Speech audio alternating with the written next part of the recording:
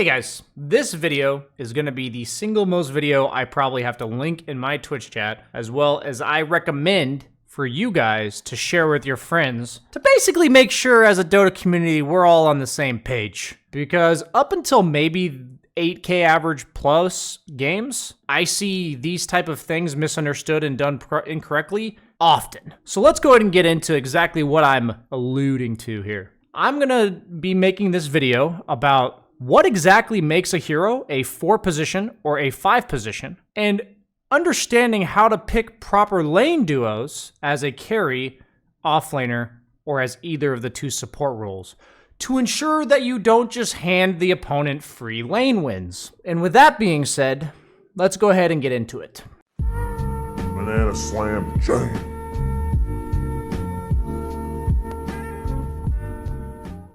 Okay guys, so let's go ahead and quickly break down our basis of thought, which is the dynamic of what a safe lane does and what an off lane does. So a safe lane, who usually has your carry, is all about securing farm. Your goal to get out of the lane is for your carry to be as farmed as possible. So this lane is all about deterring aggression. You're trying to play a lane combo that either makes the opponent get bullied into submission because they can't be aggressive on you, or that prevents them from being aggressive just by deterring them. While in the off lane, you're looking to pressure the carry. You're looking to run at them at all costs. You're looking to make them be inefficient because you're consistently harassing, maybe having kill threat, taking their tower, all that kind of stuff. So that's the key difference between the safe lane and the off lane. So now let's first understand what heroes are good 5s because of this dynamic. So there's 2 archetypes of 5 position heroes. 1, the squishy backliners with slows and generally heavy punish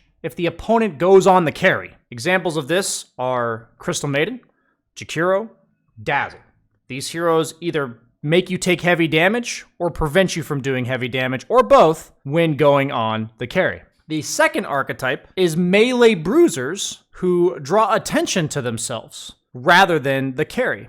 These heroes will generally want to play more in front of their carry in lane to make sure the harass goes on them rather than their carry. Heroes that fit this description are Undying, Abaddon, Treant Protector.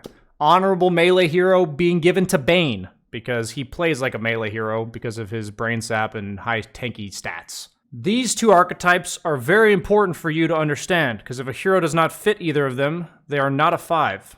So when I think of griefing 5s, heroes that do not fit this, the 2 most common I see, number 1 is Shadow Shaman. Shadow Shaman neither wants heroes to go on him, and he also can't do anything if the opponent goes on his carry. A 1-second Hex doesn't do much. Shackling them and putting yourself in danger does not do much. Shaker, Earthshaker, is a hero that likes to use his Fissure to set up kills, and it's not a very damage efficient spell in regards to mana cost when it comes to only using the stun. So he doesn't want to use Fissure to save his teammate, and he's also more of a backline melee hero. Overall, a lot of heroes are flexible in roles, and some heroes can be played as both 4 and 5. But as long as they fit this description of what you're trying to go for in the lane, that's fine. That is the key understanding that you must all have. Now, when we talk about these melee and ranged support archetypes, it's really important we understand what type of carries to pick with them. First and foremost, when it comes to the ranged heroes, a reminder, CM, Jakiro, Dazzle. Usually you will want a melee hero with built-in survivability or mobility that likes to play more in front. This makes you a more enticing target to draw attention to yourself, which will allow the support to heal you, to nuke them for maximum damage, and overall keeping them safe so that they can make the trades efficient. Examples of this are Chaos Knight, Juggernaut, Ursa, Faceless Void. There's plenty of them. On the other hand, if you have a melee support 5, such as Undying, these heroes generally don't do massive damage. They're just tanking for you. So now we flip the dynamic, where you have one hero that kind of takes the damage and the other one that efficiently trades, to having the carry be a squishy backliner, in the lane at least, that normally doesn't want people in its face and knows that having that support in front of them will make things easier. Examples are Drow, Medusa, Luna, Clinks. The thing is, if you have this Undying that's playing in front of you and you pick Ursa, what's going to happen is the opponent is going to go on the Undying, if they're smart, make him take a lot of damage, and you as an Ursa are going to try to help him, and they're just going to run away. The key is that when you have this melee hero that's getting gone on and taking all this damage for you, that you're able to help them reliably. So like honorable ranged carries would be like a PA, for instance, because Ricky. These heroes can help them from longer range away. But the emphasis is, the general dynamic is one hero's taking damage, and the other one is making the trade efficient because the opponent is hitting the wrong target. Okay, that's the general dynamic of the safe lane. Now let's move to the off lane. There is 2 archetypes of 4 position heroes. One is the ranged damage dealers that harass and are consistently a threat. Heroes like Hoodwink, Mirana, Skywrath, Shadow Shaman, Weaver. These heroes either dish out a lot of damage, they have slows, lockdown, things that make the opponent fearful, run away from them, right?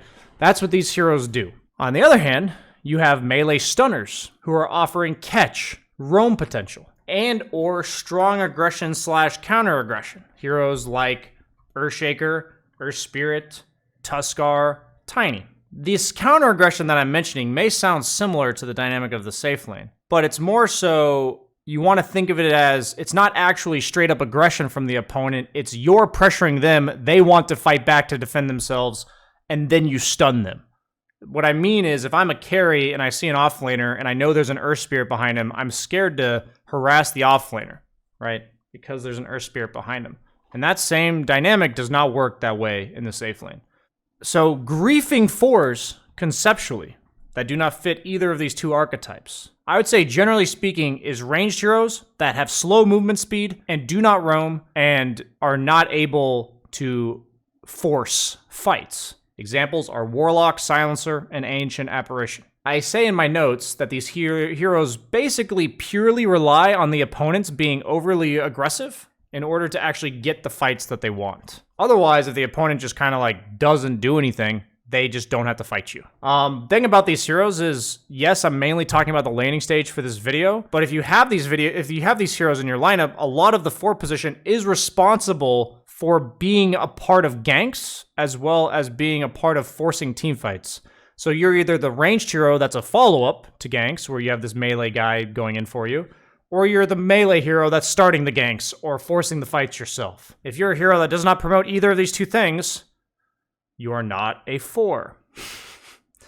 So for the end of this video, I'd like to talk about the offlaners that go with these 4 positions. First and foremost, we talk about the ranged damage dealers. For an offlaner, please pick a melee hero that either stuns or frontlines. These either have setup stuns for the ranged heroes. Usually you'll want to set up stun if your ranged hero is unreliable, something like Skywrath Mage Ultimate, Mirana Arrow, or who are a threat to ensure the 4 can harass. If you have a stun 4 like Willow or Shaman that just kind of needs the ability to stand aggressively without getting ran at, then you can pick more of a frontliner like Tide, Underlord, etc. However, on the other hand, if you have a melee 4 who stuns and forces the fight, you want ranged offlaners that efficiently trade. Generally speaking, these heroes have damage over time. They either lack some survivability early game, so the melee 4 protects them a bit, and they also just trade very well, right?